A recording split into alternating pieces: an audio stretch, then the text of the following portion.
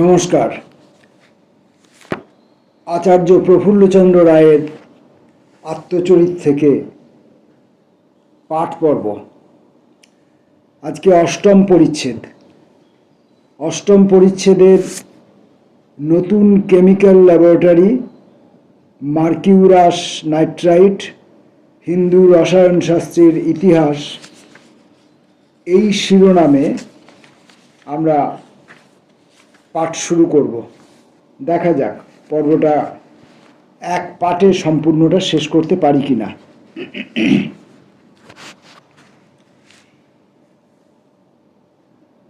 পুরাতন একতলা গৃহে প্রেসিডেন্সি কলেজের রসায়ন বিভাগ অবস্থিত ছিল, কিন্তু এখন কাজ এত বাড়িয়া গিয়াছিল যে ওই গৃহে আর স্থান সংকুলান হইতেছিল না।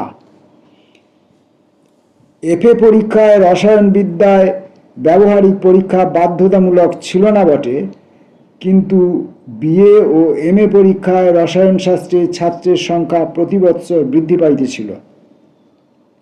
ল্যাবরেটরিতে অনিষ্টকর গ্যাস নিষ্কাশনের কোনো ব্যবস্থা ছিল না, বায়ু চলাচলেরও ভালো ব্যবস্থা ছিল না।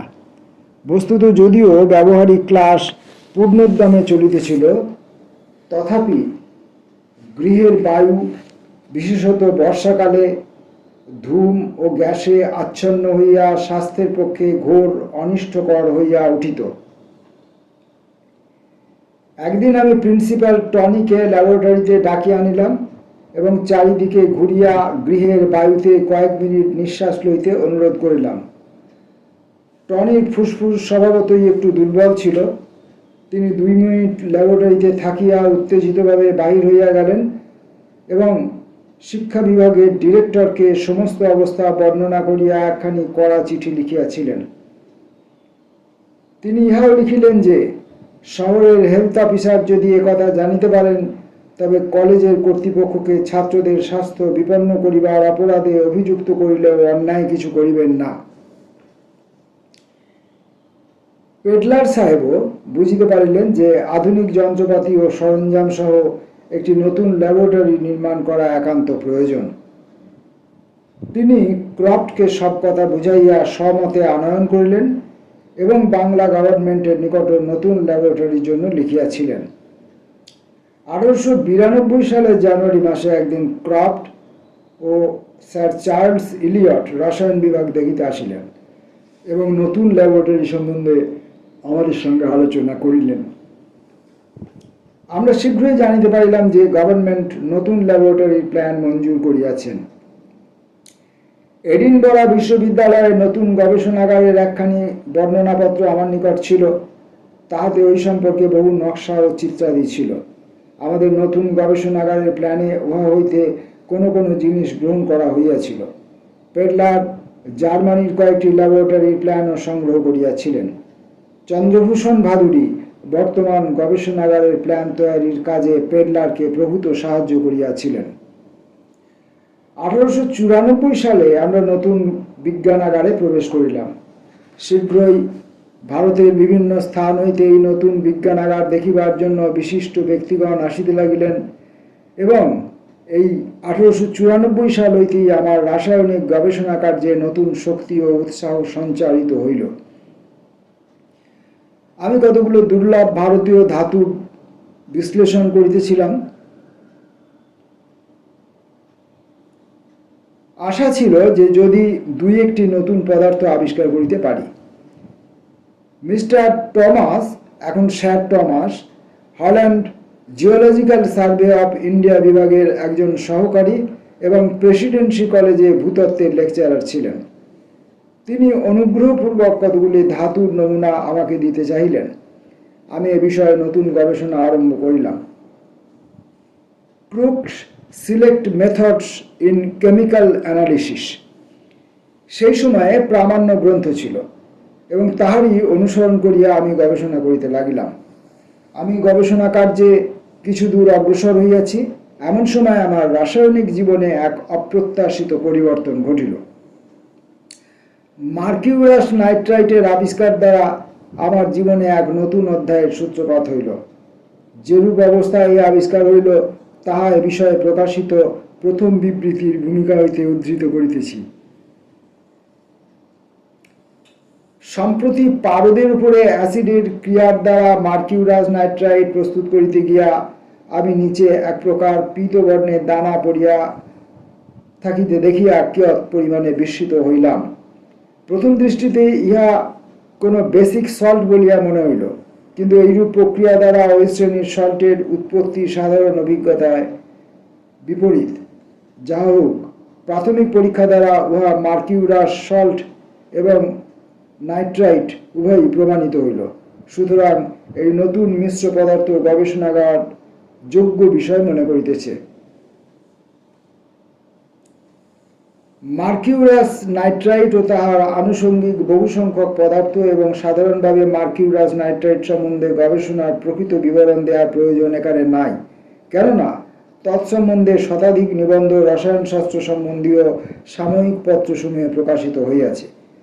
একটির পর একটি নতুন মিশ্র পদার্থ আবিষ্কার হইতে লাগিল, আর আমি অসীম উৎসাহে তাহা লইয়া পরীক্ষা করিতে লাগিলাম। নব্য রসায়নবিদ্যার অন্যতম প্রবর্তক অমর কীর্তিশীলের ভাষায় আমি বলিতে পারিতাম, গবেষণা হইতে যে আনন্দ হয় তার তুলনা নাই, ইহা হৃদয়কে উৎফুল্ল করে। এই নবোন্মুক্ত গবেষণার ক্ষেত্রে বিচরণ করা এবং তাহার অজ্ঞাত স্থানসমূহ আবিষ্কার করা, ইহাতে প্রতি মুহূর্তেই মন উৎসাহ ও উদ্দীপনার সঞ্চার হইত। শিকারীরা জানেন যে শিকারকে হাতের মধ্যে পাওয়ার চেয়ে শিকারের অনুসরণ করাতেই অধিক আনন্দ। রস্কো ডাইভার্স, বার্থেলো, ভিক্টর মেয়ার, ফলহার্ড এবং অন্যান্য বিখ্যাত রাসায়নিকদের নিকট হইতে প্রাপ্ত সম্বর্ধনা জ্ঞাপক পত্রাবলী আমার মনে যে সকল কেবল উৎসাহের সঞ্চার করিল তাহা নয়, আমার কর্মেও অধিকতর প্রেরণা দান করিল। এই সময়ে অধ্যয়ন ও ল্যাবরেটরিতে গবেষণা, এই দুই ভাগে আমি আমার সময়কে বন্টন করিয়া লইলাম। কেবল বেঙ্গল কেমিক্যাল ওয়ার্কসের জন্য কতটা সময় নির্দিষ্ট থাকিল। অনিদ্রা রোগের জন্য আমাকে অধ্যয়ন স্পৃহা সংযত করিতে হইত। গত ৪৫ বৎসরের মধ্যে সন্ধ্যার পর আলোতে আমি কোনো পড়াশোনা বা মানসিক পরিশ্রমের কাজ করিতে পারি নাই। এইরূপ কোনো চেষ্টা করিলেই তার ফলে আমার অনিদ্রায় কাটাইতে হইত। সকাল সকাল শয়ন করা এবং সকাল সকাল ওঠা, এই নিয়ম আমি চিরদিন পালন করিয়াছি এবং আমার অভিজ্ঞতায় আমি দেখিয়াছি যে সকালবেলা ১ ঘন্টায় অধ্যয়ন সন্ধ্যার পর যে রাত্রিকালে ২ ঘন্টা বা ততোধিক সময় অধ্যয়নের তুল্য। বিশেষত যাহাকে দিনের অধিকাংশ সময় রুদ্ধ বায়ু ল্যাবরেটরিতে কাটাইতে হয়, স্বাস্থ্য রক্ষার্থে তাহার পক্ষে প্রত্যহ অন্তত ২ ঘন্টাকার খোলা বাতাসে থাকা উচিত। শীতপ্রধান দেশে অবস্থা বিশেষে এই নিয়মের অবশ্য পরিবর্তন করিতে হইবে। শীতপ্রধান দেশে করিতে হইবে। এডিনবরা বা লন্ডনে শীতকালে সন্ধ্যার সময় ২ ঘন্টাকাল লঘু সাহিত্য পাঠ করা আমার পক্ষে কিছুই ক্ষতিকর হইত না। এই সময় আমি আমার প্রিয় বিষয় রসায়নশাস্ত্রের ইতিহাস ও প্রসিদ্ধ রসায়নাচার্যদের জীবনী সম্বন্ধে আলোচনা করিতেছিলাম। কপের ইতিহাস দুর্গ গ্রন্থ, ইহার কঠিন সমাজযুক্ত লম্বা লম্বা পদগুলি পাঠ করা সুখকর নয়, কিন্তু বিষয়টি এমনই চিত্তাকর্ষক যে আমি ওই গ্রন্থ নিয়মিতভাবে পড়িতাম। আমি আমার মূল্যবান সকালবেলা এই গ্রন্থ পাঠে ব্যয় করিতাম। আমি বেশ জানিতাম আমাদের কবিরাজগণ বহু ধাতব ঔষধ ব্যবহার করিতেন। উদয়চাঁদ দত্তের materia medica of the Hindus নামক গ্রন্থে ইহার বিবরণ আছে। এই গ্রন্থে যে সমস্ত মূল সংস্কৃত গ্রন্থের নাম করা হইয়াছে, আমি কৌতূহলের বশবর্তী হইয়া তাহার কয়েকখানি পড়িলাম। প্রেসিডেন্সি কলেজের লাইব্রেরিতে প্রাপ্ত বেরথোল্ডস অ্যালকেমিস্টেস গ্রেস নামক গ্রন্থ পড়িলাম। অনেক সময়ই আমি এরকম ভিন ভাষার বইয়ের নাম এবং লেখকদের নাম যথাযথভাবে উচ্চারণ করতে পারছি না, তার জন্য আমি ক্ষমা প্রার্থী। আমার অশিক্ষিত জিহ্বা এই সমস্ত উচ্চারণ নিয়ন্ত্রণে আনতে পারছে না। তাহাতে আমার কৌতূহল আরো বর্ধিত হইল। এই সময় উক্ত প্রসিদ্ধ ফরাসি রাসায়নিক বার্থেলোর সঙ্গেই আমার পত্র ব্যবহার হইল। আমি তাহাকে লিখিয়াছিলাম, তিনি বোধহয় জানেন না যে প্রাচীন ভারতবর্ষ অ্যালকেমি শাস্ত্রীর বিশেষ চর্চা হইত এবং এই বিষয়ে সংস্কৃতে বহু গ্রন্থ আছে। তিনি আমাকে যে উত্তর দেন তাহা তাহারই যোগ্য। আমি নিম্নে ওই পত্রের অংশ বিশেষের ইংরেজি অনুবাদ দিলাম। আপনার গবেষণা চিত্তাকর্ষক ফলাফলের সংবাদে পুলকিত হইলাম।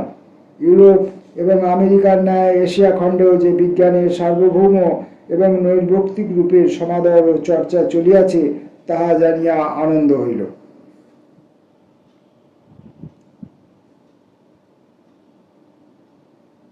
বড়ই দুঃখের বিষয়, এই সময় বহু প্রসিদ্ধ রসায়নবিদের নিকট হইতে আমি যেসব পত্র পাইয়াছিলাম তা রক্ষা করি নাই। বার্থেলোর পত্রখানি ঘটনাক্রমে নষ্ট হয় নাই।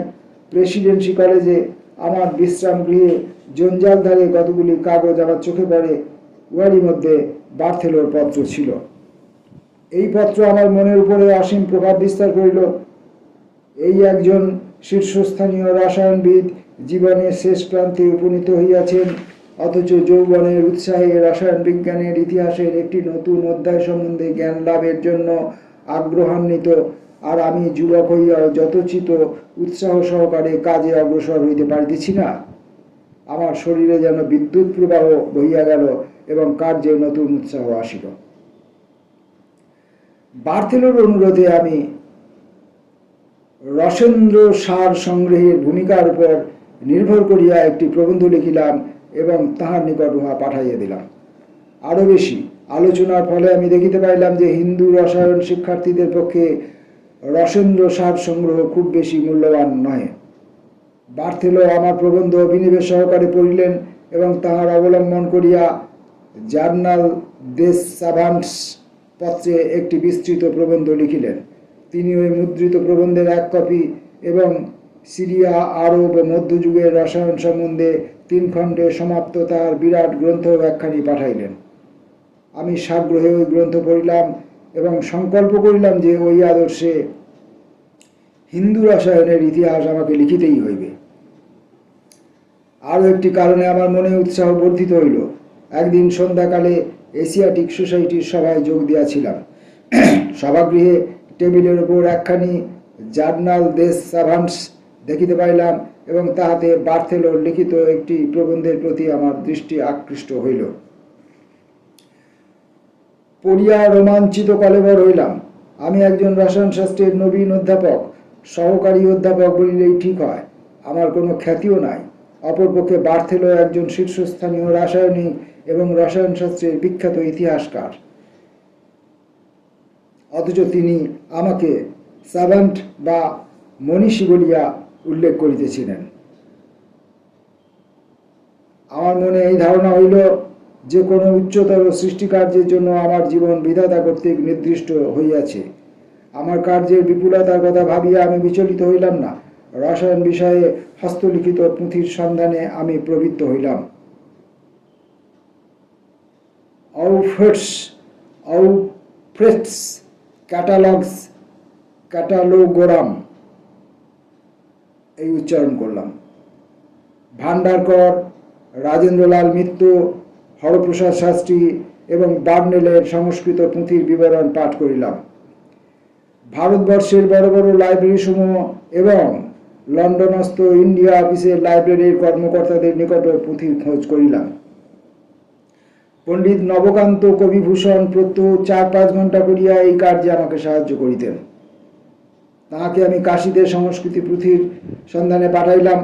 ভারতবর্ষে সংস্কৃত পুঁথি সংগ্রহে যাহাদের অভিজ্ঞতা আছে তাহারাই জানেন উই এবং অন্যান্য কীট উহার উপর কী অত্যাচার করে। বাংলার আর্দ্র আবহাওয়ায় পুঁথি বেশি দিন টিকে না। একখানি তন্ত্রের 4-5 খানি করিয়া পুঁথি সংগ্রহ করিতে হইয়াছিল, কেননা ভূমিকা অথবা উপসংহার পোকায় কাটিয়াছিল। ইহা ছাড়া বিভিন্ন পুঁথির মধ্যে পাঠের অনৈক্য আছে। পাঠককে ব্যাপারটা বুঝাইবার জন্য বিবলিওথেকা ইন্ডিয়াতে রসার্ণবতন্ত্রের উল্লেখ করা যাইতে পারে। হিন্দু রসায়নশাস্ত্রের ইতিহাস পুস্তকের প্রথম ভাগের ভূমিকা হইতে উদ্ধৃত নিম্নলিখিত কয়েক ছত্র গ্রন্থ প্রণয়নে আমার উদ্দেশ্য ব্যক্ত করিবে। স্যার উইলিয়াম জোনসের সময় হইতে সংস্কৃত সাহিত্যে প্রত্যেক বিভাগে বহু ইউরোপীয় ও ভারতীয় সুধী গবেষণা করিয়াছেন। তাহাদের পরিশ্রমের ফলে আমরা বহু তথ্যের সন্ধান পাইয়াছি এবং তাহা হইতে সাহিত্য, দর্শন, জ্যোতিষ, পাটিগণিত, বীজগণিত, ত্রিকোণমিতি, জ্যামিতি প্রভৃতি বিষয়ে হিন্দুদের জ্ঞানের কিছু পরিচয় আমরা পাইয়াছি। চিকিৎসাশাস্ত্র বিষয়েও কিছু কিছু আলোচনা হইয়াছে, কিন্তু একটি বিষয় এ পর্যন্ত সম্পূর্ণরূপে উপেক্ষিত হইয়াছে। বস্তুত এরূপ মনে করা যাইতে পারে যে জটিলতার জন্যই এতাবৎ এই ক্ষেত্রে কেহ অগ্রসর হয় নাই। হিন্দু রসায়নের ইতিহাস পাঠ করিলেই যে কেউ বুঝিতে পারিবেন কার্যটি কিরূপ বিরাট এবং দুরূহ। কিন্তু স্বেচ্ছায় আমি এই দায়িত্বভার গ্রহণ করিয়াছিলাম এবং কাজে যখন আনন্দ পাওয়া যায় তখন তাহাতে স্বাস্থ্যের ক্ষতি হয় না, বরং উৎসাহ বর্ধিত হয়। আমার পক্ষে বড়ই আনন্দের বিষয়, প্রথম ভাগ বাহির হইবা মাত্র ভারতে ও বিদেশে সর্বত্র এই গ্রন্থ অশেষ সমাদর লাভ করিল। ভারতীয় সংবাদপত্র তো কথাই নাই। Englishman, Pioneer, Times of India প্রভৃতিও এই গ্রন্থের প্রশংসাপূর্ণ সুদীর্ঘ সমালোচনা করিলেন। একখানি সংবাদপত্রে লিখিত হইয়াছিল যে এই গ্রন্থ মনুমেন্টাল লেবার অফ লাভ, অর্থাৎ হৃদয়ের প্রীতি হইতে উৎসারিত অক্লান্ত সাধনার ফল। নলেজ, নেচার এবং আমেরিকান কেমিক্যাল জার্নাল প্রভৃতিতেও এই গ্রন্থের প্রশংসাপূর্ণ সমালোচনা বাহির হইয়াছিল। বার্থেলো স্বয়ং জার্নাল দে সার্ভান্টেস পত্রে 15 পৃষ্ঠাব্যাপী দীর্ঘ সমালোচনা করিয়াছিলেন জানুয়ারির 1903 সালে জানুয়ারি মাসে। 1903 সালের মার্চ মাসের নলেজ পত্রিকায় লিখিত হইয়াছিল, অধ্যাপক রায়ের গ্রন্থ বৈজ্ঞানিক সাহিত্যে মহোদ্যান এবং বিজ্ঞানের ইতিহাসের পাঠকগণ হিন্দু রসায়ন বিজ্ঞান সম্বন্ধে এই জ্ঞাতব্য তথ্যপূর্ণ গ্রন্থ পাঠে নিশ্চয়ই সুখী হইবেন। ডাক্তার মহেন্দ্রলাল সরকার তার সম্পাদিত Calcutta journal of medicine 1902 October পত্রে লিখিয়াছিলেন, সাময়িক পত্রের চিরাচরিত নিয়মেই যেসব গ্রন্থ সমালোচনার্থ সম্পাদকদের নিকট প্রেরিত হয়, কেবল সেই সব গ্রন্থেরই সমালোচনা করা হয়। বর্তমান ক্ষেত্রে আমরা ওই নিয়মের ব্যতিক্রম করিয়াছি, কেননা এক্ষেত্রে আমাদের স্বদেশপ্রেম সম্পাদকীয় মর্যাদার বাধা মানে নাই। এই শ্রেণীর গ্রন্থের সমালোচনা করা আমরা কর্তব্য মনে করি।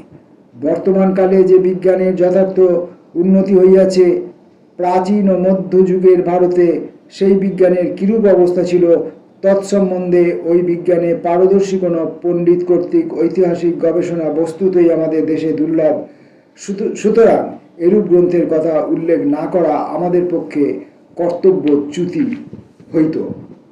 ভারতবাসীদিগকে এই অপরাধ দেওয়া হয় যে তাহারা অত্যুক্তিপ্রিয়, তাহাদের ঐতিহাসিক বোধ নাই। সুতরাং এই বহু বিনিন্দিত ভারতবাসীরা যে ঐতিহাসিক গবেষণা আরম্ভ করিয়াছে, বিশেষত তাহাদের পূর্বপুরুষদের জন্য জ্ঞান, বিজ্ঞান, সভ্যতা সম্বন্ধে সত্যানুসন্ধানে প্রযুক্ত হইয়াছে, ইহা এ যুগের একটি বিশেষ লক্ষণ।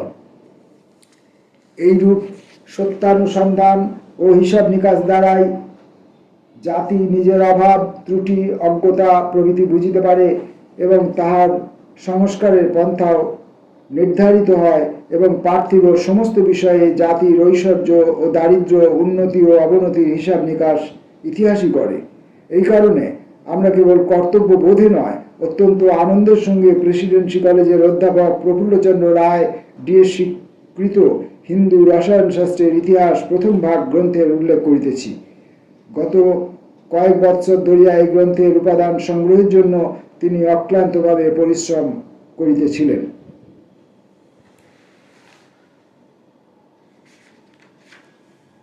ইংরাজ রাসায়নিকেরা সাধারণত রসায়ন শাস্ত্রের ইতিহাসের প্রতি উদাসীন এবং টমসনের পর আর কেহ ইংরেজি ভাষায় রসায়ন শাস্ত্রের উল্লেখযোগ্য কোনো ইতিহাস লিখেন নাই।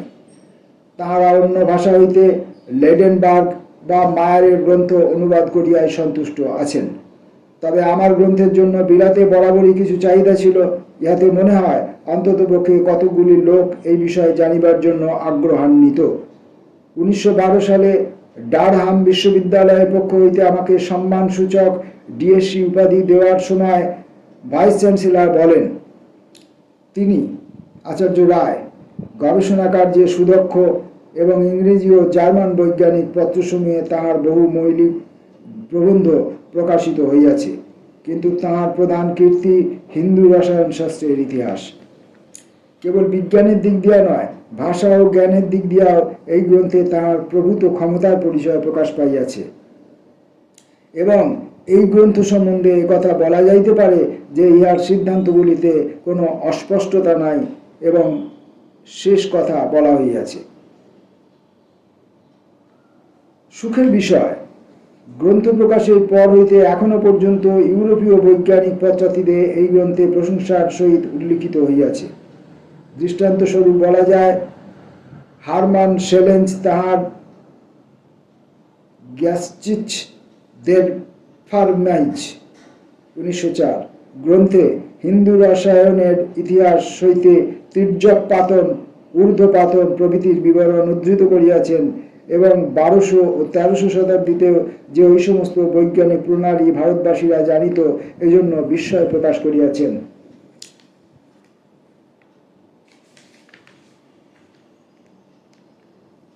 অধ্যাপক আলেকজান্ডার বাটেক বহিমিয়া 1904 সালে লিখিয়াছেন, আমি আমার মাতৃভাষাতে আধুনিক প্রাকৃত বিজ্ঞানসমূহের ইতিহাস ছোট ছোট বক্তৃতার আকারে সংক্ষেপে লিপিবদ্ধ করিতেছি। এই সম্পর্কে আপনার গ্রন্থ হিন্দু রসায়ন শাস্ত্রের ইতিহাস হইতেও একটি সংক্ষিপ্ত বিবরণ উদ্ধৃত করিবার জন্য অনুমতি প্রার্থনা করিতেছি। সান্টে আরেনিয়াস তার chemistry in modern life Leonard কৃত ইংরেজি অনুবাদ গ্রন্থে হিন্দু রসায়ন শাস্ত্রের ইতিহাস হইতে বিস্তৃতভাবে উদ্ধৃত করিয়াছেন এবং ধাতব, বিশেষ করিয়া পারদ সংক্রান্ত ঔষধ ব্যবহারে হিন্দুরাই প্রথম প্রদর্শক একথা বলিয়াছেন।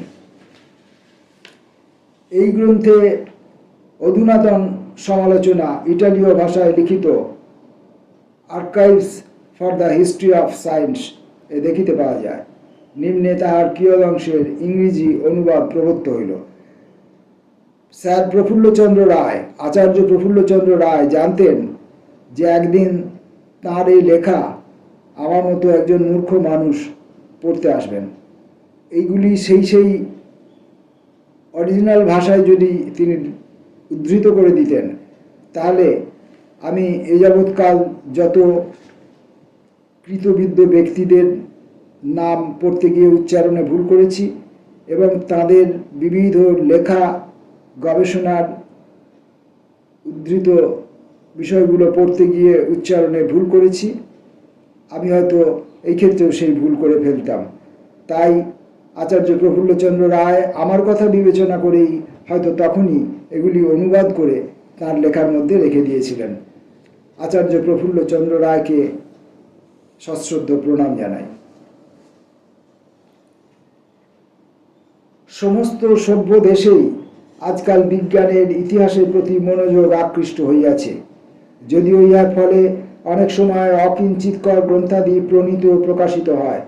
তাহা হইলেও তথ্যপূর্ণ মূল্যবান গ্রন্থেরও সাক্ষাৎ পাওয়া যায়। সকল দেশেই এমন কতগুলি লোক দেখা যায় যাহারা কেবল নকল নবিশ অথবা অত্যন্ত সংকীর্ণ স্বাদেশিকতা হইতে যাহারা মনে করে যে বিজ্ঞান কেবলমাত্র একটি দেশে অর্থাৎ তাহাদের নিজের দেশে উন্নতি লাভ করিয়াছে। আবার এমন লোকও আছেন যাহাদের পাণ্ডিত্য এবং তথ্যানুসন্ধানের যোগ্যতা আছে, যাহারা বিচার বিশ্লেষণ করিতে পারেন এবং যদিও তাহারা নিজের দেশের কথা গর্ব ও আনন্দের সঙ্গে বলেন, তাহাদের মন সংস্কারের বশবর্তী নহে, তাহারা উদার দৃষ্টি দূরদৃষ্টির অধিকারী। এই শ্রেণীর লোকের লিখিত গ্রন্থ পড়িবার ও আলোচনা করিবার যোগ্য। ভারতে বিজ্ঞান, রসায়ন বিজ্ঞানের ইতিহাস সম্পর্কে স্যার পিসি রায় এই সম্মানের আসনের যোগ্য।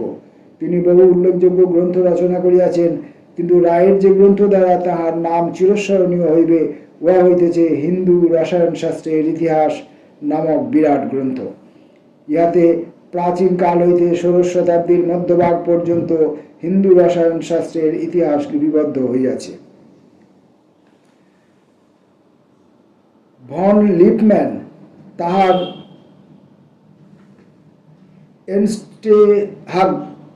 Enstehung and Ausbreitung der Alchemia, কোন ভাষা তাও জানি না, পড়তে পারছি না, বার্লিন 1919 গ্রন্থে হিন্দু রসায়ন শাস্ত্রের ইতিহাস 2 খণ্ডের সারাংশে বিস্তৃতভাবে উল্লেখ করিয়াছেন। হিন্দু রসায়ন শাস্ত্রের ইতিহাসের প্রথম ভাগ প্রণয়ন করিতে আমাকে এত কঠোর ও দীর্ঘকাল ব্যাপী পরিশ্রম করিতে হইয়াছিল যে আধুনিক রসায়ন শাস্ত্র সম্বন্ধে অধ্যয়ন ও গবেষণা করিতে আমি সময় পাই নাই।